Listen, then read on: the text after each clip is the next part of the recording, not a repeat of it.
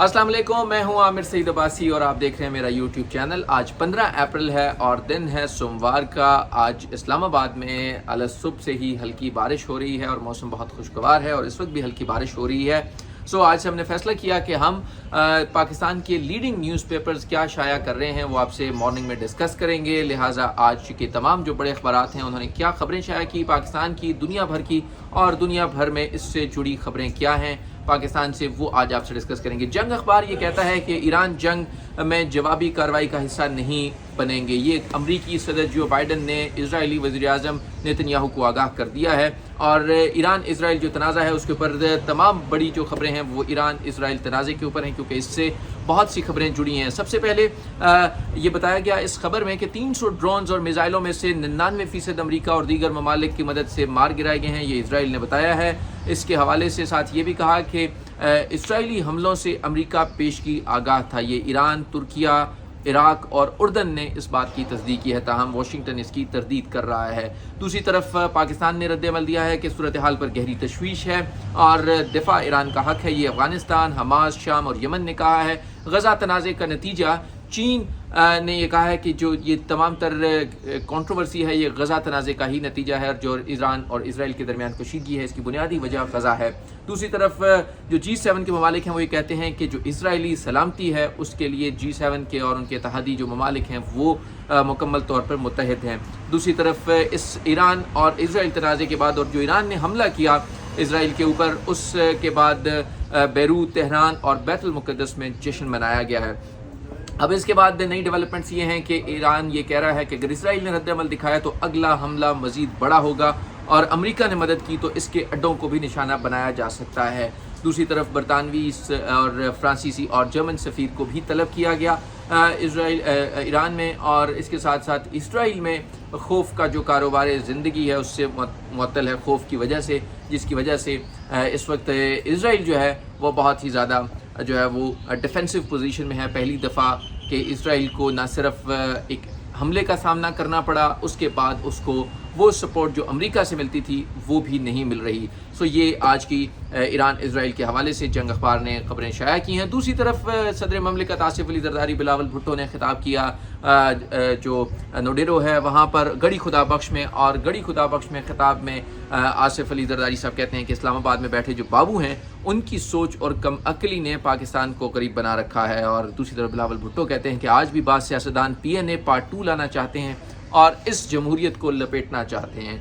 आसिफ अली जरदारी कहते हैं कि हमारे नसीब में नहीं लिखा कि पाकिस्तान गरीब मुल्क है, पाकिस्तान को हर किस्म की दौलत अल्लाह ने दी है और हमारे पास दिमाग की कमी है, और उन्होंने कहा कि हमें सब कुछ सोचना और समझना होगा। दूसरी तरफ बिलावल भुट्टो कहते हैं कि हम कुछ ऐसे सियासतदान हैं जो धांधली का ढोल बजाकर इस मुआशी और सियासी अदम में इस्तेहकाम लाना चाहते हैं और अपनी अना की तस्कीन के लिए मुल्क और अवाम की किस्मत के साथ खेलते हैं। ये कहा बिलावल भुट्टो जरदारी ने, और जुल्फ़िकार अली भुट्टो की ये बरसी थी जिसके जलसे से उन्होंने ये खिताब किया और उन्होंने अपने सियासी मुखालिफिन को बिलावल भुट्टो जरदारी ने आड़े हाथों लिया। दूसरी तरफ वज़ीर आला पंजाब मरीम नवाज़ ने रोटी की कीमत 16 रुपये मुकर्रर कर दी है और वो ये कहती हैं कि बैसाखी अब सरकारी तौर पर मनाने का ऐलान कर दिया। उन्होंने कहा कि नान की कीमत भी 20 रुपये है। तमाम अजला में इंतज़ामिया नई कीमतों पर सख्ती से अमल कराए, अल्लाह आवाम के लिए मज़ीद आसानियाँ पैदा करे। और इसके साथ साथ उन्होंने बैसाखी मनाने वाले जो आने वाले सिख बहन भाई हैं उन्होंने कहा उन्होंने जी आयन उनको कहते हैं। दूसरी तरफ जो इसराइल के साथ ईरानी कशमकश है, तनाज़ा है, झगड़ा है, उसके बाद जो पहला दौरा करने जा रहे हैं ईरानी सदर वो पाकिस्तान का दौरा करने जा रहे हैं। ईरानी सदर पहले गैर मुल्की दौरे पर 22 अप्रैल को पाकिस्तान आएंगे और शहबाज हुकूमत आने के बाद पाकिस्तान का दौरा करने वाले पहले गैर मुल्की सरबराह ममलिकत जो हैं वो ईरानी सदर होंगे, और इस बात का ऐलान कर दिया गया 22 अप्रैल को वो इस्लामाबाद पहुंचेंगे। दूसरी तरफ अहम एक और डेवलपमेंट है वो ये है कि सरमायाकारी मुआहदों की इब्तदाई कार्रवाई के लिए सऊदी वफ्द की आज पाकिस्तान आमद होगी। बहुत अहम ये दौरा है, इसके हवाले से अखबार ने खबर भी शाया की है, 2 कॉलम खबर है और उसके बाद एक बैक पेज के ऊपर मुकम्मल तफसीलात हैं जिसमें कहा गया है कि तिजारत, सरमायाकारी और 2 तरफ़ा ताल्लुकात के फ़रोग़ के लिए सऊदी वज़ीर ख़ारजा की सरबराही में एक आला सतह का सऊदी वफ्द इस्लामाबाद का दौरा करेगा और वफ्द में सऊदी वज़रा बराए ज़राअत, सनत, मदनी वसाइल और दीगर सीनियर हुकाम भी इसमें शरीक होंगे। लिहाजा ये बहुत अहम है। इसमें वज़ीर ख़ारजा सऊदी शहज़ादा फैसल बिन फरहान हैं, इसके साथ साथ वज़ीर माहौलियात, पानी और ज़राअत हैं इंजीनियर अब्दुल रहमान,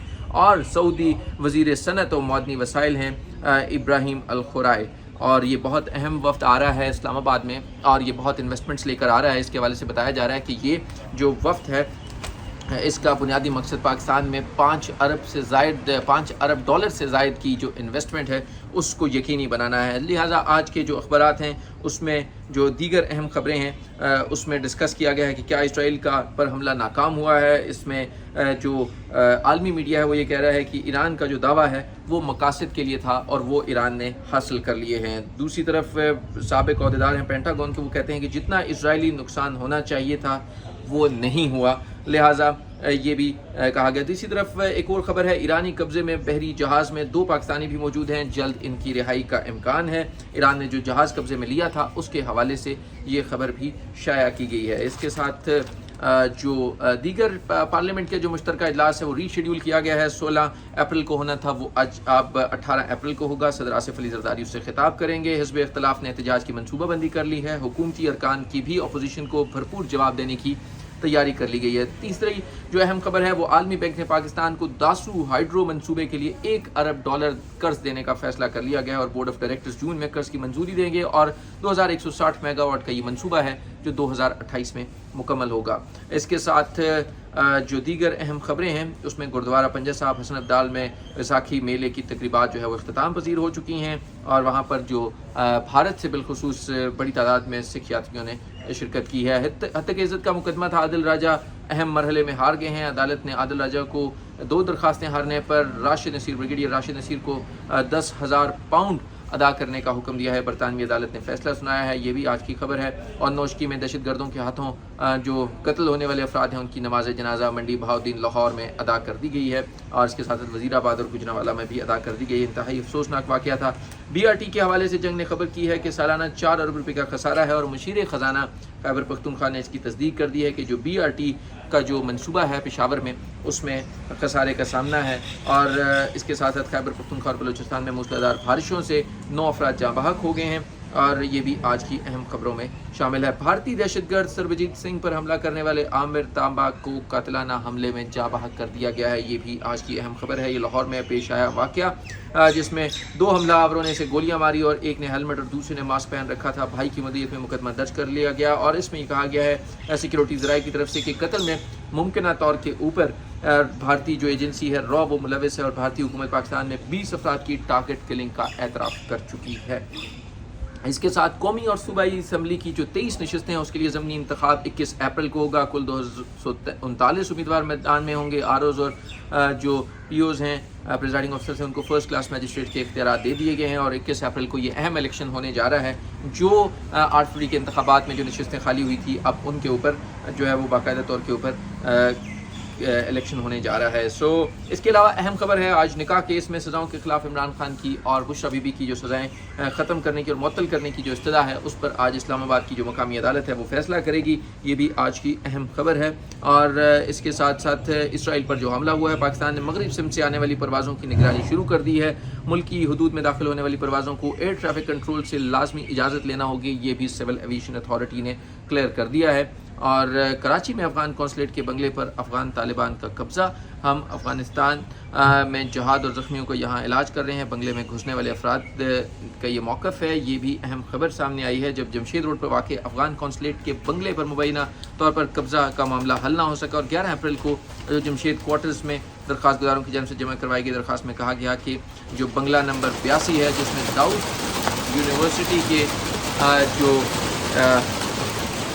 لوگ تھے، بارش ہو گئی ہے اور اس وقت بارش سے دوبارہ تیز ہو چکی ہے۔ اور یہ آج کی خبریں تھیں جو جنگ اخبار نے شائع کی۔ دوسری طرف ڈان یہ لکھتا ہے کہ جو یونائٹڈ اسٹیٹس ہے اس نے یہ کہہ دیا ہے کہ وہ کسی جو ایسا اگر جوابی کارروائی کی گئی اسرائیل کی طرف سے تو وہ اس کا حصہ نہیں بنیں گے، لہٰذا اسرائیل کو ایک بڑی ناکامی ہوئی ہے، کیونکہ اسرائیل کی طرف سے یہ کہا گیا کہ وہ جوابی رسپونڈ کریں گے، لیکن امریکہ نے اور ان کے اتحادیوں نے اس پہ ان کا حصہ یا ان کی حمایت نہ کرنے کا فیصلہ کر لیا ہے۔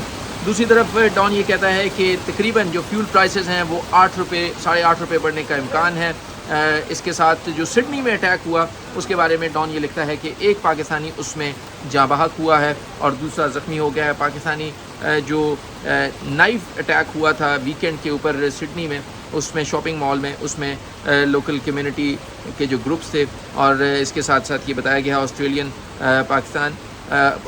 Pakistan national association and Ahmadiyya community organisation on Sunday said that 3-year-old 30 سالہ فراز طاہر جو ہیں ان کی جو ہے وہ گارڈ تھے وہ اس مال میں, اس کو اس حملے میں ہلاک کیا گیا ہے. یہ بھی کنفرم کیا گیا ہے کہ اس کے بعد جو پی ٹی آئی ہے, پی ٹی آئی کی خبر جنگ میں تو شائع نہیں ہوئی, ڈان میں شائع ہوئی ہے.